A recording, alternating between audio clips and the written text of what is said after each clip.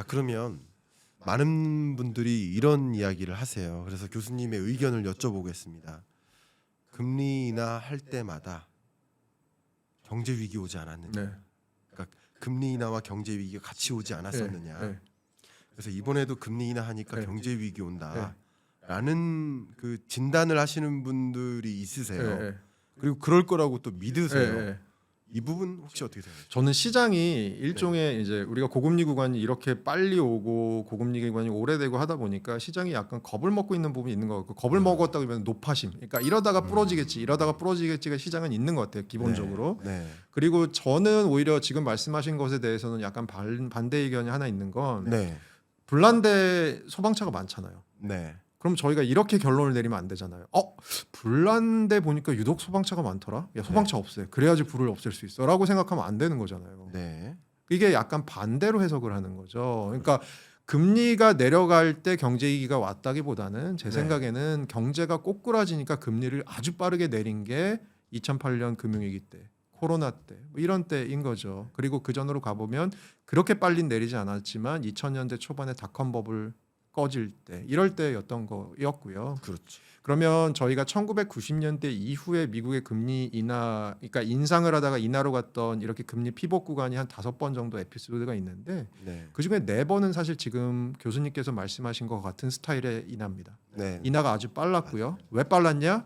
경제가 망가지는 게 눈에 보였었으니까가 이 4번이고요. 네. 1990년대 중반에 금리 인하가 한번 피복 구간이 있었는데 그때는 인플레이션이 워낙 체계적으로 2%보다 높아서 연준이 기준금리를 스멀스멀 올렸다가 인플레이션이 좀 내려오면서 다시 기준금리를 내렸는데 네. 이때는 기준금리 인하가 되게 빠르지도 않았고 내리다가 또 한 번 인플레이션 튀어오르니까 올리기도 했었고 근데 그때는 이 5번의 금리 인하 구간 중에 유일하게 미국이 금리 인하와 함께 리세션이 안 온 구간이거든요. 나머지 4번 구간은 다 리세션하고 네. 갑니다. 그러니까 결국은 금리 인하에는 2가지 스타일의 금리 인하가 있다고 봐야 될 것 같고요. 네. 첫 번째 스타일의 금리 인하는 경제가 외부적인 충격에 의해서 빵 맞으면서 빠르게 안 좋아질 때 이때는 금리 인하를 아주 빠르게 가져가는 금리 인하가 4번 있었던 거고 한 번 정도 스타일의 다른 스타일의 금리 인하는 결국은 경제가 인플레이션이 높았던 구간에서 인플레이션이 내려오면서 경기가 좀 식으면서 금리 인하를 하는데 경기는 여전히 괜찮고 인플레이션이 서서히 내려오고 그러면 이제 금리 인하도 서서히 일어나는 이런 스타일의 금리 인하가 한 번 있었습니다. 네. 물론 4번 대 한 번이니까 그러면 뭐 좀 더 베팅을 둘 거는 그 4번이 아니냐라고 말씀하실 수 있지만 그러면 지금의 미국 경기 지표라고 하는 것들이 적어도 현재 스코어로 보기에는 이 4번의 리세션과 함께 왔던 금리 인하 스타일보다는 90년대 중반에 있었던 금리 인하를 아주 서서히 했던 스타일의 금리 인하, 미국 경제가 상대적으로 견조했던 그때 지표들과 비슷하거든요. 그렇게 봤을 때는 뭐 저는 교수님 말씀에 또 동의하면서도 한편으로는 그렇게 금리 인하 하니까 경기 침체가 오더라라는 해석은 조금 무리가 아니신가라는 생각을 하고 있습니다. 좋습니다. 너무 좋습니다. 사실은 그렇게 제 질문을 드렸는데 그렇게 길을 그렇게 내주신 것 같아요. 질문은 그렇게 드렸는데 제가 교수님하고 거의 비슷한 생각을 하고 있어요. 지금 말씀 들어보니까. 어떠세요, 교수님? 저는 어떻게 했냐면요. 시장이 겁을 먹고 있다고 하셨잖아요. 저는 그걸 뭐라고 표현해요? 과잉 공포감이. 그렇죠. 라고 생각하고 있고 맞아요. 너무 재밌는 비유를 주셨는데 저도 여러분들이 어떻게 말씀드리면 이해가 쉬울까를 고민하는 사람이니까 저도 비유를 들어 설명을 드리는데 불의 비유를 하셨단 말이야. 불이 나면 소방차가 오죠. 그럼 소방차가 오면 불이 납니까? 아니잖아요. 근데 저는 비유를 어떻게 드리는지 아세요? 물로 비유를. 비가 오면 뭐 준비하세요? 비가 오면 우산 준비. 우산. 그럼 우산 준비하면 비 옵니까? 아니죠. 저 그렇게 비유를 해요. 그러니까 약간은 교수님하고 맞는 게 이 생각이 비슷한 게 통화 정책 메커니즘 관점에서 생각하시는 거예요. 그죠? 통화 정책의 메커니즘상 지금 물가 안정을 위해 금리 인상을 했었던 거고 물가 안정 목표를 이뤘기 때문에 금리를 이제 정상화하는 거죠. 그렇죠. 그래서 저는 금리 정상화 구간이라고 보는 거죠. 맞습니다. 쉽게 말하면 맞습니다. 금리 인하가 아니다. 쉽게 말하면 그러니까 완화의 시대라기보다는 피봇의 시대가 맞다는 표현인 거예요. 그런 면에서 그러니까 2020년은 피봇이라는 표현이 안 어울리죠. 어울리지 않는다는 그 표현이 왜냐하면 대대적으로 금리를 인하해서 그러니까 말씀하신 데 저도 그렇고요. 지금의 시그널은 경제 위기를 가정하고 판단하면 안 된다. 이게 왜 중요하다고 생각하냐면요.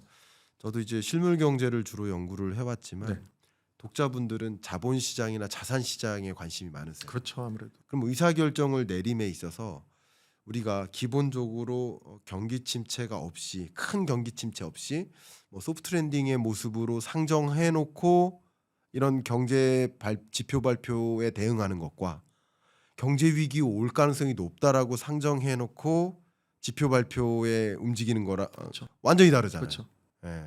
그렇기 때문에 제가 이 부분을 또 꼬집어서 여쭤봤습니다. 네, 맞습니다. 딱 저희 그 첫사랑에 빠질 때 느낌인 것 같아요. 첫사랑이 어떻게 첫사랑과 빠졌어요? 짝사랑에 빠졌을 때 첫사랑과 네. 짝사랑이 동시에 오면 어떤 일이 벌어지냐면 경험이 없잖아요. 상대방이 나를 보고 어느 날 갑자기 약간 냉랭한 것 같으면 저 사람 나 싫어하나 이렇게 혼자 굉장히 침울해하다가 네. 저 사람이 어느 날 내 옆에 누군가를 보고 웃었는데 날 보고 웃는 것 같아서 되게 하루 종일 기분이 좋았다가 네. 그러니까 뭔가 펀더멘탈과는 약간 이격된 느낌의 업앤다운이 자꾸 생기는 거잖아요. 네. 그게 변동성 장애잖아요. 그렇죠. 그런 느낌인 거죠. 너무 좋습니다. 네, 그런 느낌. 전 그걸 뭐라고 비유하는지 아세요? 저는? 그러니까 비유만 다를 뿐 비슷한 생각을 맞아, 하시는 비슷한 거잖아요, 생각이에요. 교수님이. 예. 저는 그거를 물결과 물장구로 구분. 물결은 그런 연착륙이라는 흐름인 거예요. 그렇게 일단은 전망을 하고 있고요. 근데 물장구가 자꾸 튀는 거예요. 예. 그 계곡에 노는 아이들이 놀다가 예. 물이 저한테 튀는 그걸 물이 튀는 걸 갖고 물결이라고 오해해요. 그렇죠. 고용 지표가 한번 또 나빠지면 오해하는 거예요. 맞습니다. 사실 오해할 필요가 오해할 없는 필요가 없는 과잉 공포감. 그런 것 같습니다. 그래서 거시 경제적인 네. 장기 텀의 어떤 전망을 네. 장착하는 게 네. 좀 유리하다. 네. 그러면요, 네. 이 질문 드리겠습니다. 제가 어떻게 하면 경제 위기가 올까? 네. 그러니까 아무것도 지금 발생하지 않은 현상이 나타나서 경제 위기가 오면 네. 그건 누구도 틀린 거예요. 누구도 그렇죠. 맞힌 게 없는 거예요. 맞출 수가 그죠? 없죠. 그리고 네. 그러니까 팬데믹이 갑자기 또 찾아와서 네. 3차 세계대전이 와서 경제 네. 위기 오면 누구도 경제 위기 왔다는 그 전망을 한 사람도 틀린 거예요. 그렇죠. 그 논리에 네, 없었으니까. 예, 그런 면에서 네. 갑자기 크루그먼과 레리 서머스 교수님 간의 토론이 갑자기 떠오르는데 인플레이션을 전망했고 한 명은 인플레이션이 없다고 전망했지만 저는 둘 다 맞은 것도 아니고 둘 다 틀린 것도 아니라고 생각해요. 왜냐하면 중간에 등장한 게 러우 전쟁이었거든요. 인플레이션을 전망하신 분조차도 그 시나리오에 러우 전쟁이 없었고 맞네요. 그렇습니다. 저는 그렇게 보는 맞습니다. 사람이에요. 맞습니다. 그래서 의견을 드리는데 근데 이제 토론을 하다 보면 금융 위기 온다, 경제 위기 온다라고 말씀하시는 분들이 계세요. 그분들의 논리를 제가 들었기 때문에 그걸 가지고 한번 여쭤볼게요. 왜냐하면 여러분들께 거시경제를 그래도 정확하게 진단하는데 도움이 되도록 말씀을 드린 겁니다. 혹여나 누군가를 제가 폄하하거나 하는 의도는 아니니까 그런 논리는 어떻게 보시는지 의견을 드려보겠습니다.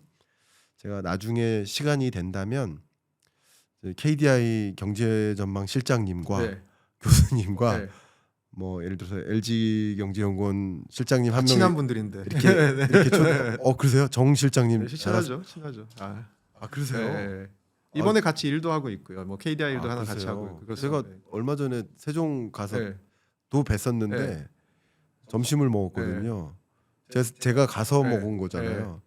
결제를 제가 하게 두시더라고요. 한마디 해주세요. 저는 정무적 감각을 발휘해서 이게 또 혈세를 아끼시려고 국민들의 소중한 혈세를 아끼시고 또 우리 김광석 교수님이 워낙 또 벌이가 좋으시니까 조금 세종의 인플레이션을 일으키고 가시라 뭐 그 정도의 의미라고 저희가 생각하고 있습니다. 농담으로 아마 실장님 여기 한번 오실 겁니다만 한번 자리 마련해보고요. 제가 지금 드리는 질문은 반대 사이드의 질문이에요. 경제 위기 온다는 시나리오를 어떻게 짰냐면 2022년부터 24년까지 상반기까지 금리를 대대적으로 인상한 것이 물가 안정 목표가 아니다.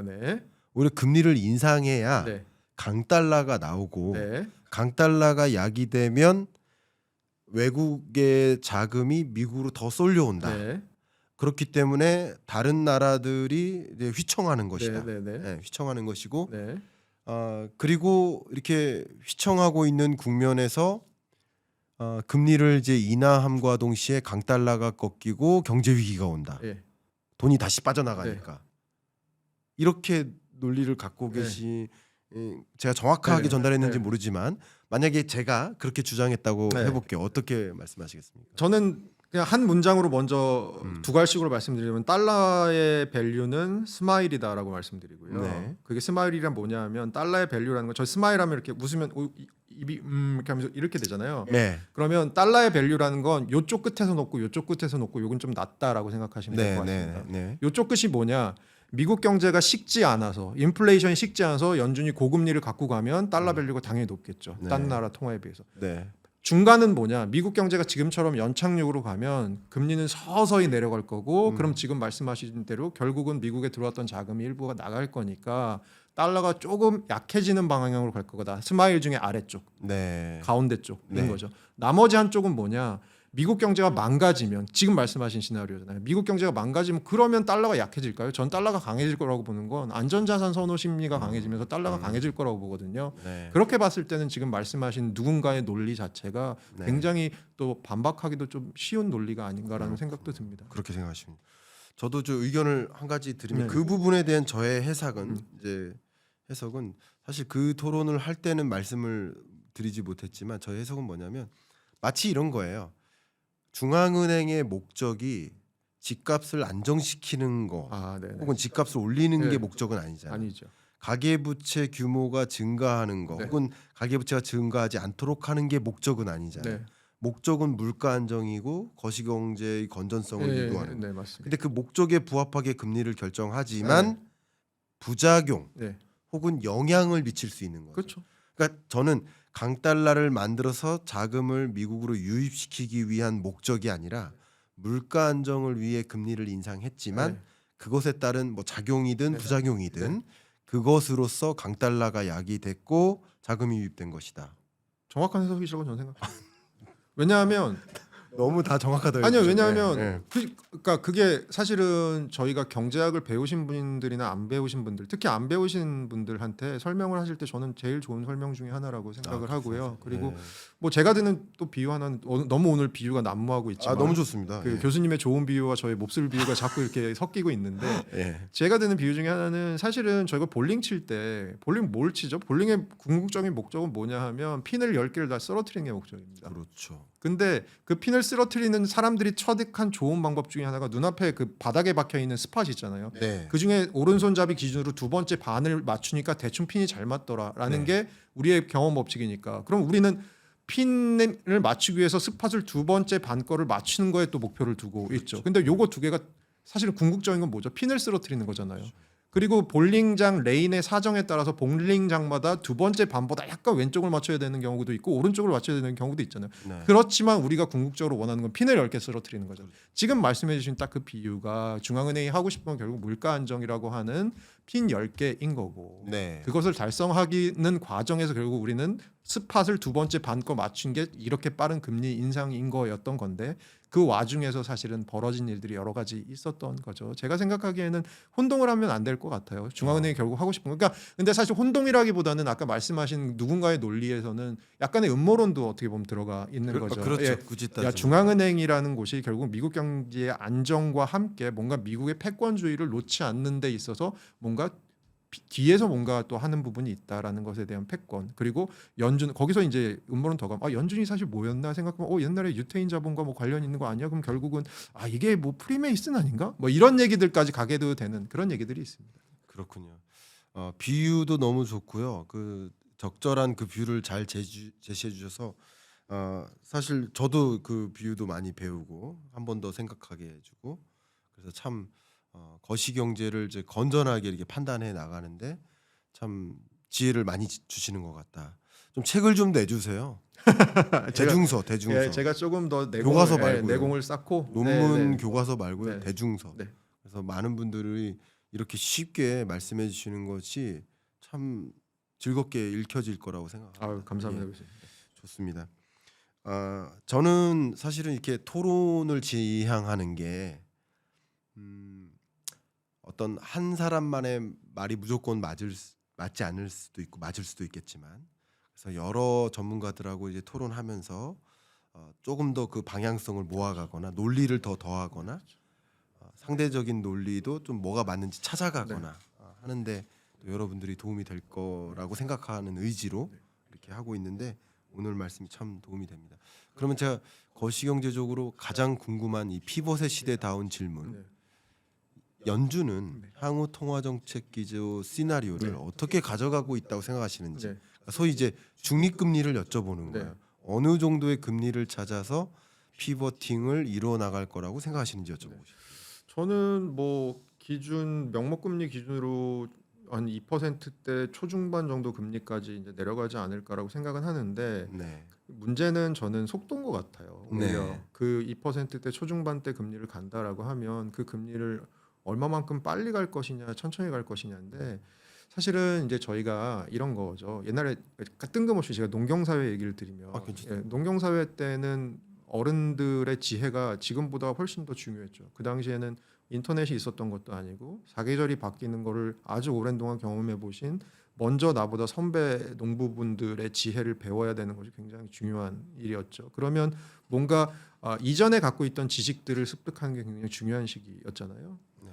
근데 이제 그 시대가 지나고 점점 세상의 흐름이 빨라지면 그리고 특히 코로나라고 하는 저희가 겪어보지 못했던 팬데믹을 한번 겪고 난 이후의 경제라고 하는 건 네. 그 전에 농경 사회를 저희가 천천히 살아가는 때와 같은 그런 경제 구조가 아닐 가능성이 크다. 무슨 얘기냐 하면 예전에 알고 있던 지식들이 이제는 조금 덜 맞을 확률도 충분히 생겨나고 있다. 그 얘기인즉슨 아까 이제 교과서 얘기 잠깐 말씀 주셨지만 교과서에 저희가 이제 경제학 교과서 안에 들어있는 여러 가지 지식들이 사실 저희는 이제 뭐라고 생각하냐면 베타 테스트가 다 끝나서 검증이 어느 정도 아주 많은 집단 지성으로부터 된 지식들이라고 생각합니다.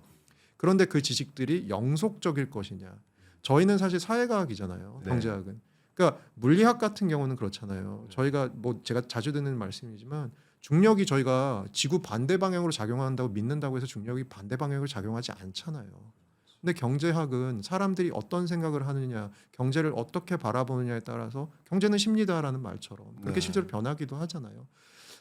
코로나라고 하는 시대를 겪으면서 경제 구조 자체도 많이 바뀐 것 같고 그 경제 구조를 바라보는 사람들의 마음도 저는 굉장히 많이 바뀌었다고 생각해요. 네. 그렇게 보면 결국 제가 하고 싶은 얘기는 무엇이냐라고 하면 예전에 우리가 갖고 있었던 지식도 중요하지만 새로 들어오는 데이터 포인트 하나들이 아마 예전보다는 1980년대, 1990년대보다는 더 중요해진 시기가 아닐까라는 생각이 드는 거예요. 바꿔 얘기하면 지금 우리가 알고 있는 지식들이 코로나 이전에 우리 경제 구조, 미국의 경제 구조는 조금 더 잘 맞을 수 있지만 지금에는 조금 설명력이 떨어질 수도 있다는 생각하거든요. 네. 그 얘기를 연준 버전으로 파월 의장 버전으로 하면 결국 이게 뭐냐 하면 우리는 데이터 디펜던트한 정책을 하겠다라는 얘기를 저는 이런 식으로 읽고 있습니다. 그러니까 이전과는 경제 구조가 굉장히 달라진 상황에서 데이터 하나하나 들어오는 것들이 소중한 시점이 됐다. 그러면 이 얘기가 왜 나왔냐? 결국은 금리가 얼마나 빨리 내려갈 거냐? 저 잘 모르겠습니다. 잘 모르겠고 그걸 왜 잘 모르겠냐 하면 아까 말씀해 주신 것처럼 우리가 모르던 사건들이 막 터지기 시작하면 뭐 코로나 날 줄 몰랐는데 갑자기 터지고 리만 망할 줄 몰랐는데 갑자기 그 2008년에도 9월에 리만 망했는데 2008년 3월 5월까지는 벤 버네케 의장이 경제 위기 없다라고 나가서 얘기하고 다녔대요.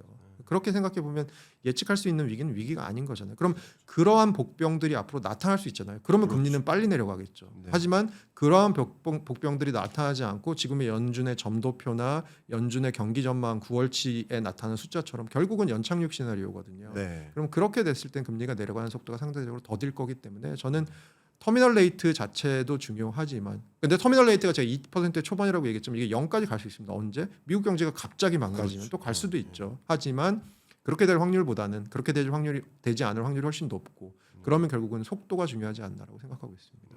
너무 좋은 말씀이십니다.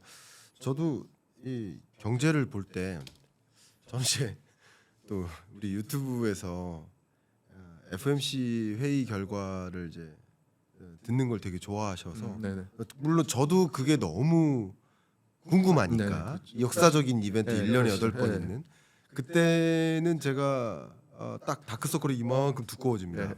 왜냐하면 새벽에 새벽에 맞습니다. 2시 50분에 알람 맞추고 맞습니다. 일어나요. 네, 맞습니다. 일어나서 딱 즉시 분석하는데 그때 발표되는 성명서나 또 나중에 한 달 후에 발표되는 회의록을 이제 정독하고 있는데 제가 7월 FOMC 성명서 그 회의록을 봤을 때 너무 인상 깊은 이게 통화 정책은 이런 거야라고 써놓은 하나의 문장을 제가 봤는데, 그러니까 이 모니터리 팔러시 통화 정책은 뭐를 가지고 하느냐, totality라는 표현이에요. 그렇죠. totality of incoming data. 네, 그렇죠.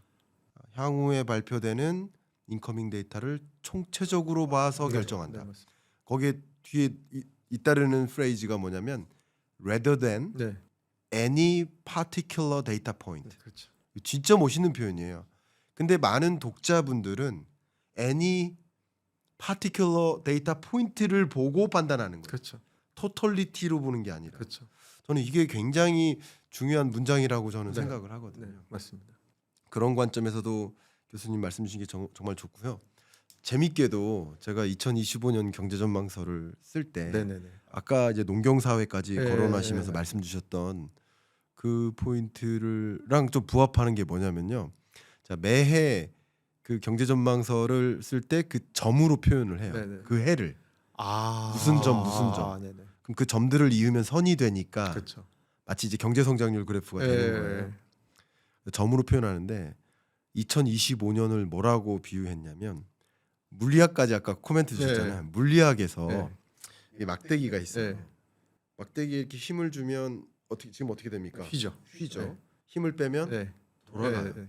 근데 막대기 힘을 과도하게 주면 네. 얘가 어떻게 될까요? 부러지죠. 부러지죠. 힘을 빼도 네. 돌아가지 않죠. 않죠. 그 지점의 힘을 항복점이라고 해요. 항복점. 물리학에서 일딩 포인트라고 합니다. 그래서 2025년을 항복점이라고 표현했어요. 그 얘기인즉슨 그 반대쪽, 그러니까 부러지는 상황으로 넘어갈 수도 있다라고 생각하시는 건가요? 그러니까 그런 부러졌다는 것에 비유하긴 거라기보다는 포인트는 뭐냐면 코로나19 이후 20년부터 24년까지 5년 동안 워낙 우당탕탕하는 강한 힘들이 작용했고, 그렇죠. 뭐 팬데믹, 러우 전쟁, 중동 전쟁, 초인플레, 네. 뭐 초긴축 이런 강한 힘이 작용했기 때문에 예전에 코로나19 이전 수준의 상태로 돌아가기 어렵다. 네. 라는 의미입니다. 그러니까 세계 경제 성장률이 2010년대가 평균 3.7%였습니다. 근데 이 우당탕탕하는 일들을 겪고 나서 25년, 26년 이런 흐름은 그냥 평균 성장률이 3.12%. 그러니까 예전에 고성장 체제로 돌아가지 못하는, 다른 말로 저성장이 고착화되는 그런 국면으로 이제 항복점이라고 표현했거든요. 그만큼 달라진 국면이다라는 것을 표현해주기 위해 노력한 거고, 그런 의미에서 말씀하신 대로 달라진 공식 혹은 향후에 발표되는 그런 데이터, 그런 것들을 총체적으로 봐가면서 이 경제를 읽어 나가야 되는 게 아닌가 하고 좀 느꼈습니다.